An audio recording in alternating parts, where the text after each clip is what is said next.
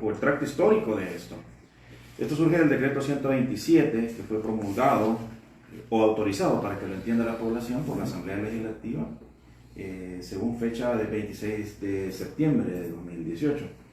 Es un decreto, es una ley del país que tiene un artículo, ojo con esto, y en el artículo, de manera concreta, y lo voy a leer sucinto, déjase sin efecto todos los procesos tributarios correspondientes a los periodos tributarios y ejercicios impositivos referentes a los años 2014 y 2015 de los impuestos que las Direcciones Generales de Impuesto Interno y Aduana administran, cuya fiscalización es proceso de audiencia y apertura o de determinación de impuestos, disminución de saldo a favor, ajustes, etcétera, etcétera. En palabras simples, este artículo dice que se dejan sin efecto las fiscalizaciones y los eventuales cobros administrativos que se hacen de parte de Hacienda a las personas morosas en esos periodos, se dejan de hacer. Es así de simple, así de fácil.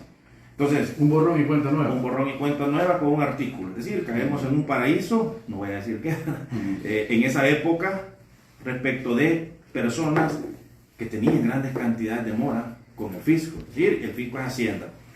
El punto es a dónde llega eso que se tiene que pagar de parte de las empresas.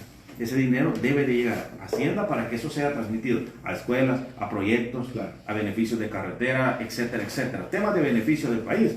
El punto es, se deja de llegar, eso restringe el beneficio que eventualmente deba de tener la población. El detalle es, ¿será que este decreto en aquel momento se estaba pensando para aquel que como tú, como yo, Juan, tendríamos que pagar un ejemplo de impuesto que $100 al mes? No, no era para eso. O aquel que debía de pagar en renta al final del ejercicio fiscal $200, $300. No. Entonces, ¿a quién beneficiaba? A aquel gran empresario que dejó de pagar cantidades impresionantes de impuestos, y esto era borrón y cuenta nueva. De plumazo se te borra la deuda. Dejar hacer, dejar pasar. Eso era esto. Entonces, la Sala de lo Constitucional, el 28 de mayo de 18, si no me equivoco, emite una sentencia en donde declara inconstitucional, la sentencia del 90, la resolución. Hacen una acumulación de sentencias y se emite una inconstitucionalidad, siempre en 2018, y dice, mire, declaras inconstitucional este decreto y es porque efectivamente aquí se ha vulnerado el principio de discusión, el principio de publicidad y el principio en donde se debe de analizar una ley y extraer el fondo del asunto para que la población, el pueblo, entienda de qué se trata. Entonces, en este caso, la publicidad parlamentaria y el principio de deliberación se vulneró, porque a priori aparece este decreto, un artículo como tal, no se entiende el sentido profundo de la ley, aunque nosotros sí lo sabemos que es lo que se buscaba, ¿verdad? Y se promulga. Y al haberse decidido a favor esa ley, se publica en su momento oportuno, tiene todo el trámite expreso de ley, y ya es ley de la República. Entonces, la Sala de lo Constitucional lo declara inconstitucional. El punto es que no tenía aplicabilidad esta sentencia. Ahora hemos tenido conocimiento que se emite a raíz de un impulso del ministro de Hacienda una sentencia o una resolución de seguimiento en donde se materializa esta sentencia. Ahora sí, efectivamente aquellos procesos que no se siguieron en aquella fecha, en el 2014 o 2015, de cobros y de seguimiento o fiscalización, que es el término técnico, de estos impuestos se deben de seguir y consecuentemente se deben de pagar. El problema es que si no se siguieron, alguien podría decir, mire, esto ya prescribió, ya no me pueden perseguir. No, señores, ahora con esta resolución se van a perseguir y deben de pagar. Específicamente esos años, porque yo entiendo que Hacienda tiene un periodo de prescriptibilidad para eso, ¿no? Correcto, sí. Ahora, si por un tema de haber dejado pasar o un descontrol del Ministerio de Hacienda en esas épocas, probablemente en algunos casos se hayan prescrito. Pero algo se debe de hacer para perseguir a esas personas morosas que no pagaron sus tributos y sus impuestos, especialmente estas grandes empresas. Ahora, estos casos en los que este decreto los cubría y le generaba una cápsula, ¿sí?, y lo blindaba respecto al seguimiento, porque aquí hay algo detrás de todo esto que por el momento no lo conocemos. ¿Qué cantidades de dinero habían detrás de esto para que este decreto se generara? Claro. ¿Y qué empresas o empresarios eran los que se protegían? A raíz de promulgar este decreto? Eso no lo sabemos, porque esto llevaba dedicatoria. Aquí solo faltó que se le pusiera nombre al decreto para quien beneficia. Usted es un mercancativo, Iván. ¿Será? Estoy imaginando de más. No, miren, lo que pasa es que tristemente así ha funcionado. O sea, imagínense que yo deba $100,000 en Hacienda y le doy a Iván $10,000 para que me meta en la asamblea donde me lo van a borrar. Digo, me sale barato, solo pague el 10%.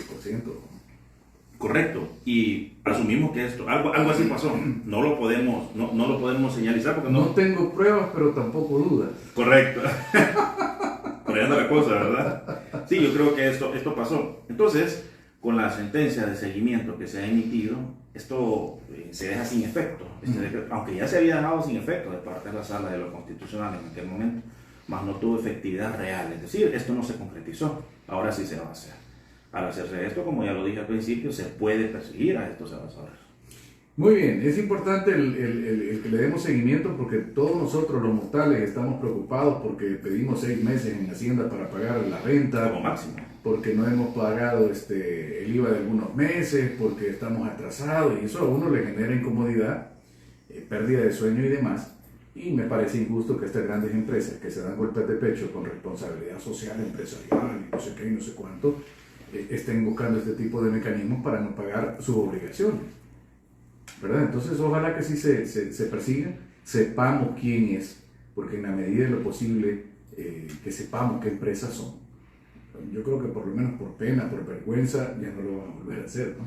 Yo creo que es importante que nosotros como población sepamos en realidad qué es lo que está pasando aquí.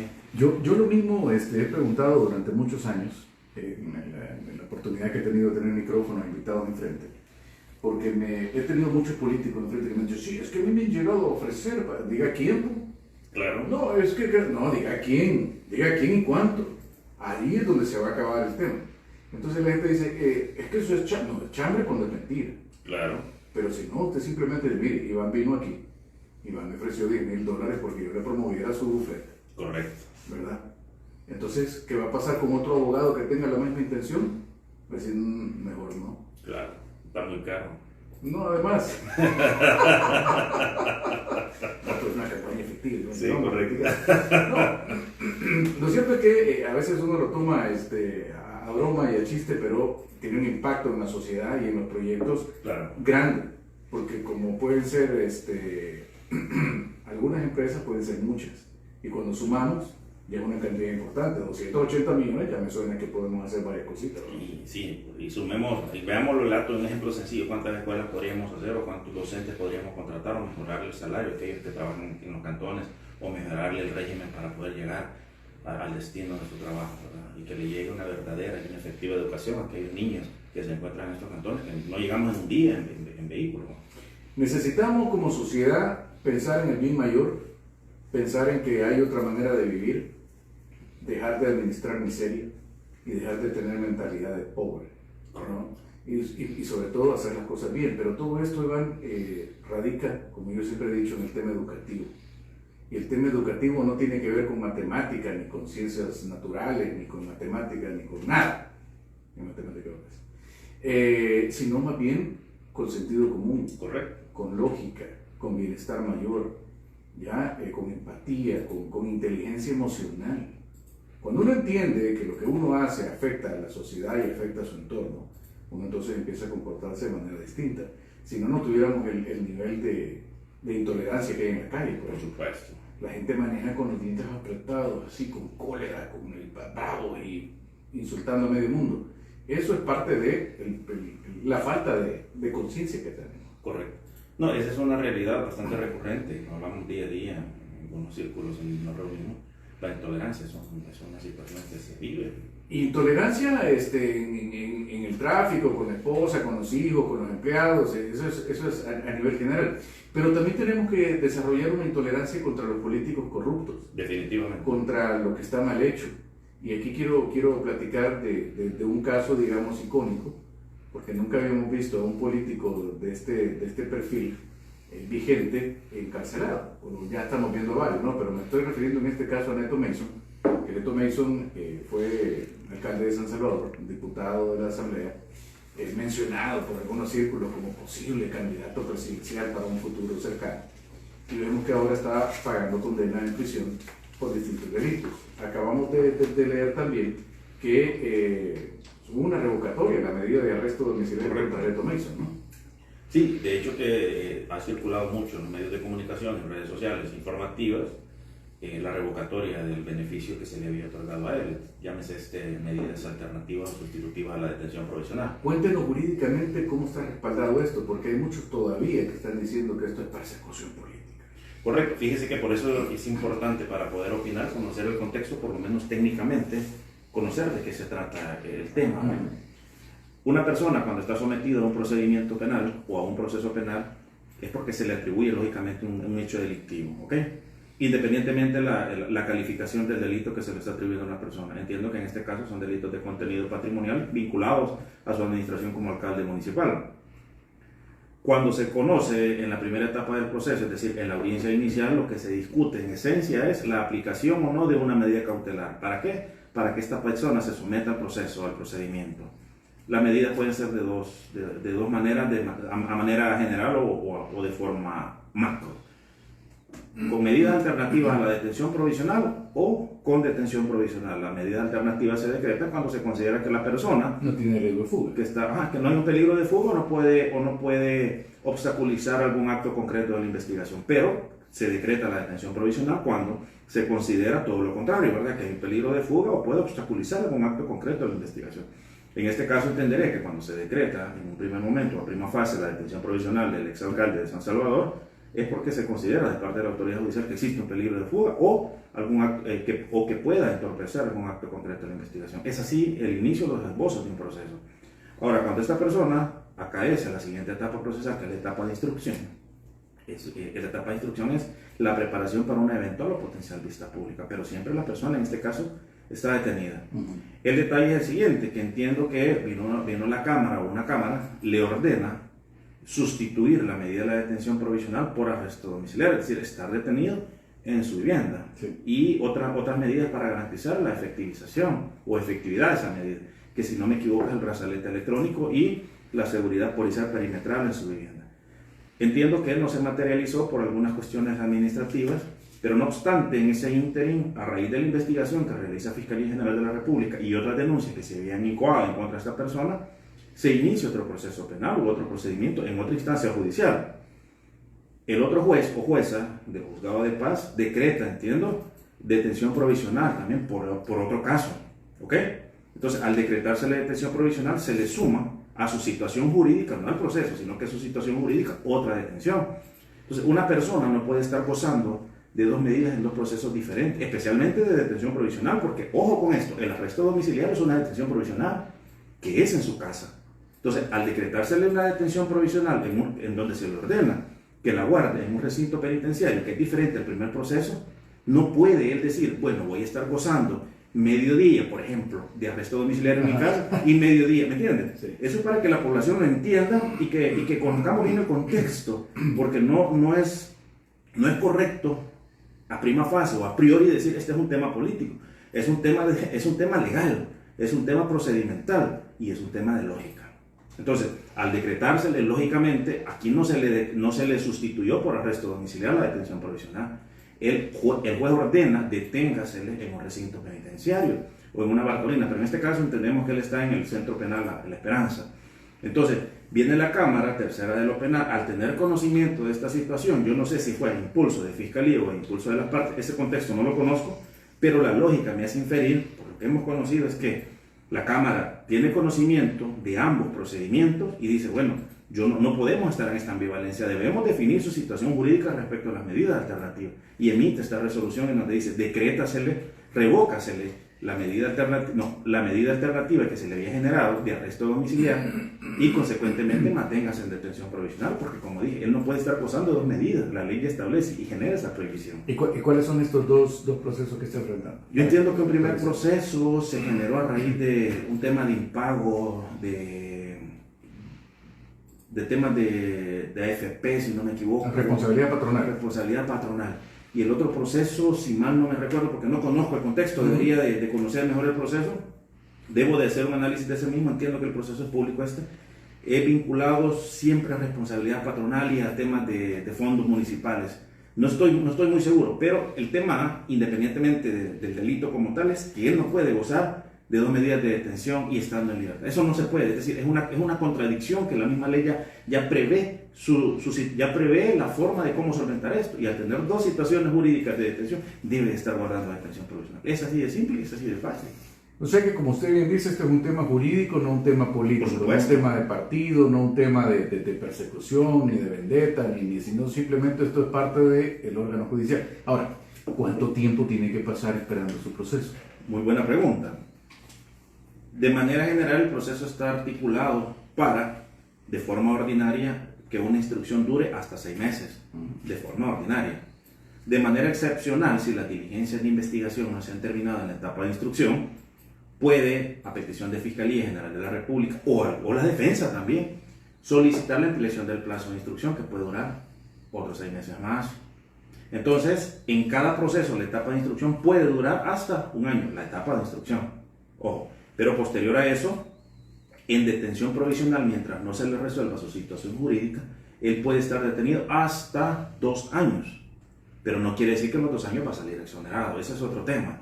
La gente tiene esa idea, que si en 2 años tu situación no es resuelta por el juzgado, tú tenés la potestad de poder pedir libertad por negligencia jurídica, digamos. Sí, de hecho que es un trámite, ¿no? Algunos jueces lo hacen de forma automática, pero generalmente se hace a petición de parte. Entonces, puede salir en libertad. Pero no quiere decir que su proceso ha terminado, no quiere decir que él sale exonerado. Nada más quiere decir que el exceso a la detención provisional después de los 2 años debe de afrontarlo en libertad, pero su situación jurídica de fondo no se ha resuelto, se deberá resolver con una resolución definitiva, ya sea el sobreseimiento definitivo o provisional, o una absolución o una condena. Ahora, mire, Iván, y con los cambios que se están dando en el tema de la Corte Suprema de Justicia, los jueces, los fiscales y demás, ¿cree usted que esto se va a volver de manera expedita? Porque, digo, todos conocemos casos de amigos, de familiares, de conocidos, donde y voy a decir cualquier cosa, por una gallina están presos, ¿verdad? Y los tienen 6 meses, y como el fiscal tiene 95 casos, no le ha dado seguimiento y pide 6 meses más, y a esta persona lo tienen 1 año en Bartolina o en prisión, por un tema de una gallina que se pudo haber deliberado en 20 minutos. Correcto. ¿Verdad? Donde el ofendido le dice, no, pero es que vos me la robaste, no, pero mira, aquí estaba, y se van todos para su casa. Liberamos recursos que el Estado gasta en personas detenidas, liberamos comida, liberamos custodio, liberamos espacio físico, y liberamos la mente de las personas que están involucradas, porque no solo es el procesado, es la familia entera. Correcto. ¿Ya? Entonces pregunto yo, ¿esto empezará a cambiar? Porque digo, aquí es tan fácil, Iván, como que yo te meto una demanda ahorita y en lo que prueban si es verdad o es mentira, yo te metí 6 meses preso. Claro. De hecho que esperamos que esto así se va a dar. Y es que hablemos de los antecedentes que tenemos. Y es cierto. Y ese ejemplo de la gallina es cierto. Se han dado casos en los que nosotros en derecho eso lo conocemos como casos de bagatela. No es un término peyorativo, sino que es respecto de casos que no tienen trascendencia jurídico-penal, más están sometidos a conocimiento jurisdiccional. Entonces muchos jueces y muchos fiscales en aquella época han observado y visibilizado los casos como números, no como personas que están siendo sometidos a procedimientos engorrosos, complicados, largos y tediosos. Y caro, además, porque hay un montón de abogados pícaros que le pintan a uno el panorama de sombrío. Correcto. Mire, deme terrenito, ¿no? Correcto. Sí, y eso se ha dado con mucha frecuencia. Entonces, ¿qué pasa? Hemos tenido casos en los que han habido personas que han estado sometidas a un procedimiento sin elementos probatorios robustos por 2 años y han sido puestos en libertad para salir y ser absueltas cuando llegan a la eventual disciplina. Entonces, ahora se espera con esta renovación generacional y de elementos nuevos que han llevado a la Corte Suprema de Justicia y entiendo a la Fiscalía que esto cambie. Y definitivamente que nosotros como población, y lo digo personalmente, le damos ese voto de confianza a ese cambio. ¿Por qué? Porque en realidad todo este tiempo ha sido totalmente diferente. Yo un término que he ocupado durante muchos años es que a mí me preocupa la fragilidad jurídica que nos abraza. Es terrible, la verdad. ¿Verdad? Porque a uno le tiene terror, porque obviamente hay un montón, uno como tú bien decías, Iván, se convierte en un número. Claro. Para el fiscal es un día más en la oficina. Así es. Para uno es la vida. Para la familia es todo. Y lo mismo pasa con el tema de jueces. Y uno con la lógica aplicada uno ve un montón de casos y dice, brother, esto lo arreglas en 10 minutos, ¿verdad? ¿Ves? No, sí, ok, pero esto no procede, mire, váyase a su casa, va, delegado, váyase. Correcto. En vez de meter todo, las patrullas, el traslado, los policías, la comida, es una cosa que uno no entiende. Y se ha dado bastante, y esto también tiene mucho que ver, primero, con un tema de solidaridad y de humanización de la justicia. Ese es un primer parámetro. Pero otro parámetro también es la capacidad e idoneidad de los administradores de justicia. ¿Y qué es lo que ha pasado con mucha frecuencia y recurrencia? Que muchos jueces no tienen las capacidades técnicas y de preparación como tal respecto de las leyes penales. Hablemos de ese tema. Y viene Fiscalía y le plantea un caso, un libro, y solo con ver el libro y la gravedad del hecho delictivo, no, lo voy a dejar detenido porque la Fiscalía no me va a apelar. No, señor, si usted analiza, usted estudia y se da cuenta, si tiene las capacidades técnicas y la gallardía y la solidaridad respecto a aquel ser humano que está ahí, analícelo, estúdielo, valórelo, y si se da cuenta que no hay caso, póngalo en libertad. Exactamente. Eso es, pero en la mayoría de casos, en la mayoría de tribunales, un juez que no estudia, un juez que no conoce, y ese desconocimiento lo hace tener miedo, lo hace dudar. ¿Qué hace? No, lo dejo detenido a esto. No vaya a ser, ¿va? No, por las dudas. No, eso pasa. Mira, y antes de irnos a la pausa, que ya estoy sobreligado a preguntarte. Uno está acostumbrado a ver series de televisión y películas y demás, donde la fiscalía trabaja a la par de la policía. Y entonces el policía detiene al supuesto criminal y le presenta el caso al fiscal y le dice, no, el juez me va a mandar a volar. Déjalo libre que no tenés nada, no tenés caso, déjalo. Ahí se acabó. ¿Ya? Donde el fiscal tiene criterio suficiente para decir, no, ¿para qué lo agarraste? Correcto. Si no tiene nada, déjalo ir. Esto es un error, esto es un malentendido. O sí, mira, apresarlo, lo voy a llevar donde el juez para que me lo condene. Correcto. Con anterioridad, le digo con conocimiento de causa, esas cuestiones se han dado con mucha frecuencia. Ahora nosotros, con el voto de confianza que estamos generando, consideramos que esto ya no se va a dar. Porque se ha dado definitivamente. Eso ha sido así. Démosle. En algún momento escuché de parte de autoridades, de jefatura, llevémoslo por feo. Así. ¿En serio? Sí, por si las dudas, por si le sale algo más adelante. En serio, con conocimiento de causa. No hay cuento. Bueno, muy bien, vamos a irnos brevemente a la pausa. Por favor, acompáñanos. Si tienes preguntas, casos de terror y demás, me los comparte 7644-1029. Ok, ese es el WhatsApp. Si no, en redes sociales, 1029 en Instagram, en Facebook o en Twitter. Iván Flores, abogado penalista, está con nosotros esta mañana.